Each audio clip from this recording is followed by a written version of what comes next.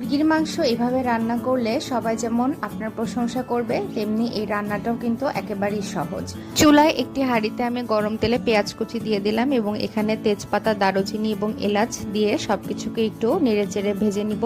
কয়েক মিনিট ভেজে নেওয়ার পরে যখন পেঁয়াজের রং বাদামি হয়ে আসবে, তখন এখানে দিয়ে দিলাম 1 চা চামচ পরিমাণে আদা রসুন বাটা। মশলা যেন পুড়ে না যায়, এজন্য এখানে সামান্য একটু পানি দিয়ে এখানে গুঁড়া মশলা দিয়ে দিচ্ছি। দিয়ে দিলাম হলুদের গুঁড়া, মরিচের গুঁড়া এবং এখানে দিয়ে দিচ্ছি জিরা ও পেঁয়াজ বাটা। এবারে দিয়ে দিলাম ধনিয়া গুঁড়া। সবকিছু আমি 1 চা চামচ পরিমাণে ব্যবহার দিয়ে দিলাম স্বাদ মতো লবণ।